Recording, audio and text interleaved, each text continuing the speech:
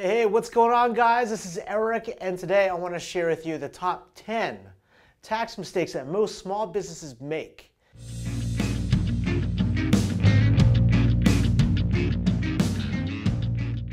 Now, I've been a tax advisor and an IRS enrolled agent for over 7 years, and these are some of those common mistakes that I see that can cost you a ton of money.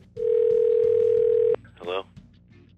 So let's just jump into the top 10. So number 1, the first mistake that most small businesses make is they don't have a separate business bank account. Now let me explain why that's a mistake. Now a lot of folks, they get into business, they get started, and they start taking money out of their personal accounts, buying stuff for the business, and depositing checks back in their personal account. Let me tell you why that's a bad idea.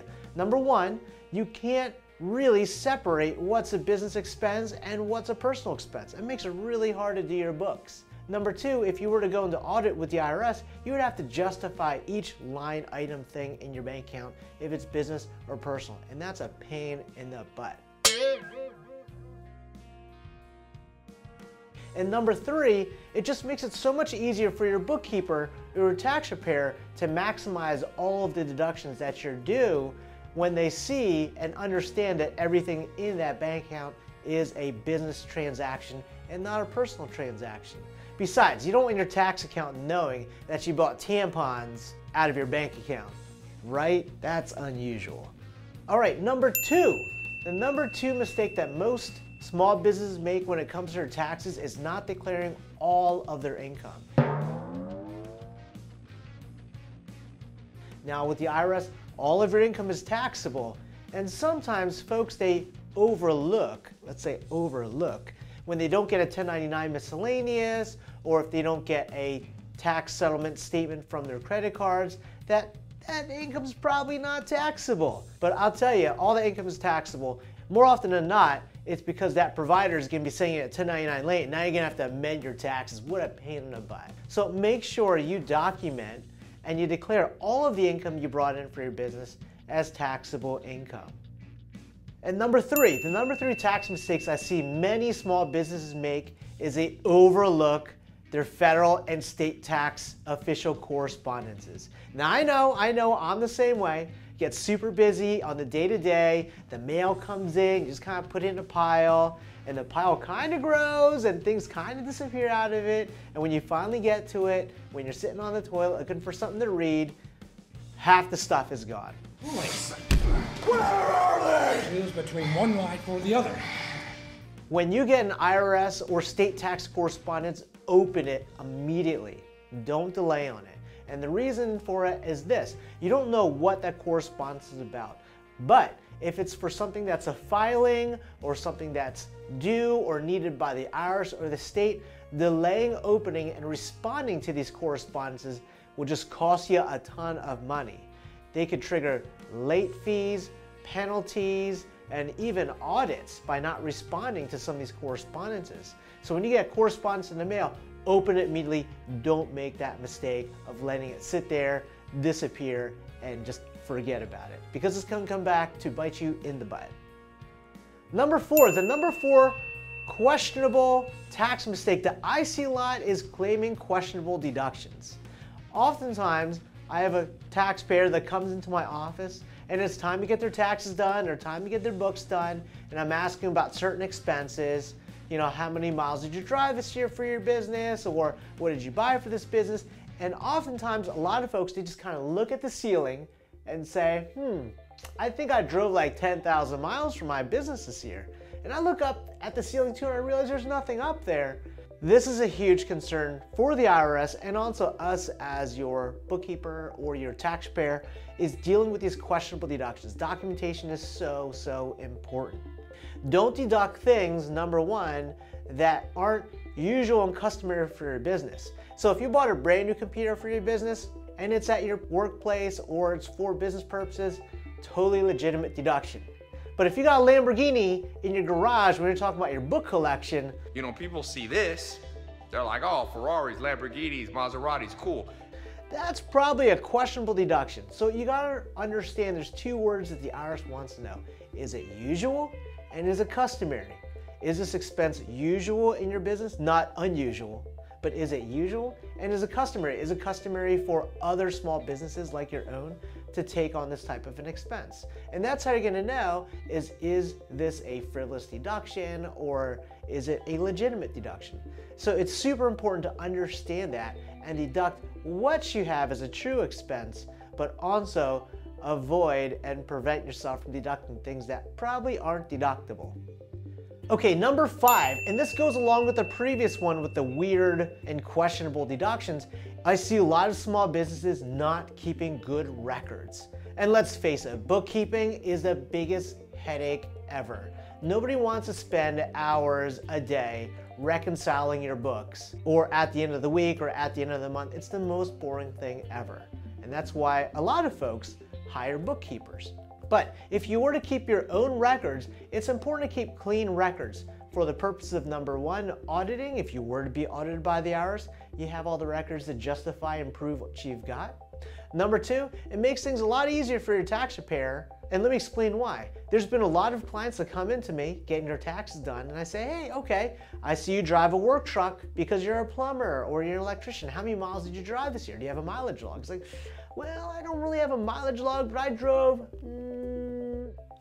Do you keep all your files up on the ceiling? And that is what you want to avoid. And oftentimes, more often than not, by keeping good records, their deductions are higher than them guessing out of the seat of their pants. So it's important to keep good records. With receipts, there's a lot of apps today where you could actually take a picture of it and scan it, and it automatically gets pushed off to your bookkeeper, and you can toss the receipt if you don't need it anymore.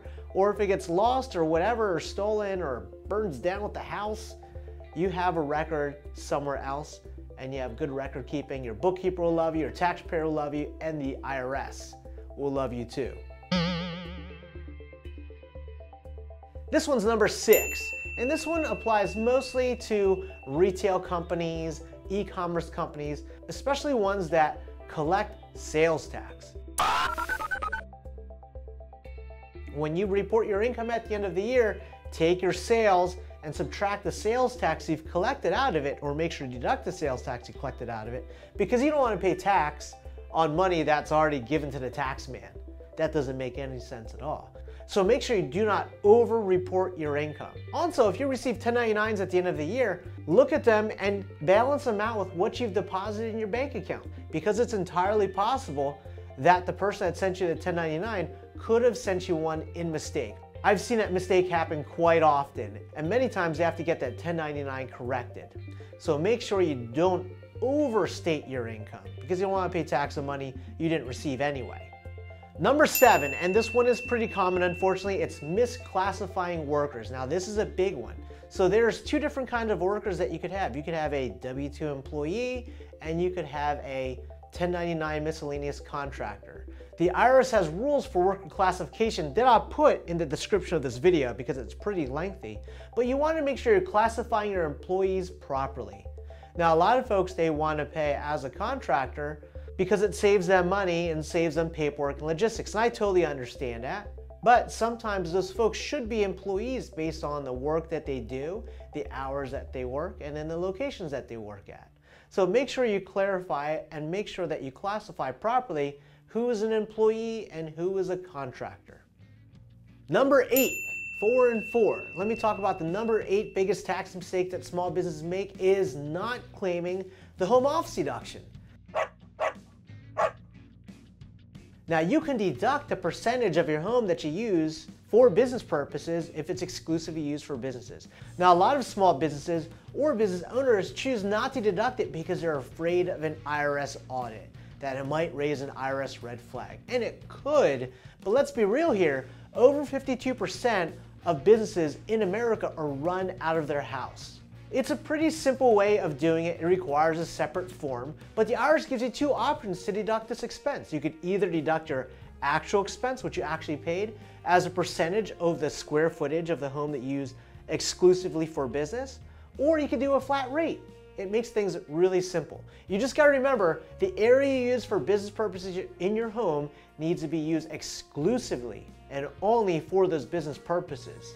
So using the dining room table for business and for dinner probably isn't gonna cut it. But if you have a spare room, or if you have a closet that you put your equipment in exclusively for purposes for your work or business, then you could use that as your deduction. Number 9, we're in the home stretch here, and the number 9 biggest tax mistake that I see small business owners doing is not filing their forms on time. Like I said, I understand it, I get it. Running a business is super busy. You got so many things to worry about. Who really remembers when IRS forms are due, right? You gotta remember though, the IRS is putting the responsibility on you to file these in a timely fashion. So what I normally do is I put these due dates in my calendar with a little push notification to remind me, whoa, Eric, your employment forms are due in.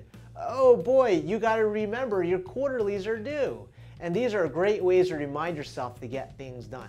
The reason why you wanna do these on a timely fashion is by sending them in late or sending payments in late can trigger interest, penalties, or even IRS audits, depending on what kind of paperwork it is. So it's super duper important to make sure you file these things on a timely fashion. Now let's say you're at the end of the year and you're filing your federal and state taxes and you just don't have the time to get it done. Don't worry about it. File an extension, make an estimated payment based on what you think you owe, and now you got 6 more months to get it done. But just don't wait until the end to get it done, because you have that 6 months to do it. So make sure, as a small business owner, to file your tax paperwork in a timely fashion. And if you can't remember things like I can all the time, put it in your calendar to remind you when things are due. Number 10, now this is the last mistake that I see happen quite often, is using the wrong tax professional. Now there's a lot of great tax preparers out there. There's a lot of folks that are very well qualified to do what they need to do, but certain industries and certain businesses require certain knowledge sets and skill sets. For example, a tax preparer that's really experienced with plumbers and electricians may not be as experienced with doing taxes for a over-the-road truck driver or a YouTuber or a digital consultant. Every industry has their own specific niches and their own little tax credits or specialties, so it's important to find the right tax preparer based on your industry or what you're doing. Next, when it comes to looking for a tax preparer or working for a tax preparer, I would highly recommend to not utilize a tax preparer that makes up numbers or recommends deducting this because he heard you could deduct it. You want to make sure you find somebody that's accredited, that understands your situation and has a lot of experience in your industry. You don't want somebody that's just making up numbers and not signing the tax return, because at the end of the day, you are the one that's liable for the information that's on the tax return. And you don't want to deal with the IRS if somebody else made that mistake, do you? So those are the top 10 small business tax mistakes that I see really often in my tax practice. If you have any other questions or comments, make sure you leave them in the comment section below. I would love to hear what you have to say about these top 10. Or if you have any other questions or concerns that you would like me to talk about, I would love to hear from them as well. If you're new to the channel, don't forget to subscribe. Just click right down here, or maybe up here too. You can just click right down here somewhere. And also share this video to any of your friends that are entrepreneurs or entrepreneurs in training, so that way they don't experience some of these tax issues themselves. I look forward to seeing you every single week on this channel, and you have a great day now. Take care.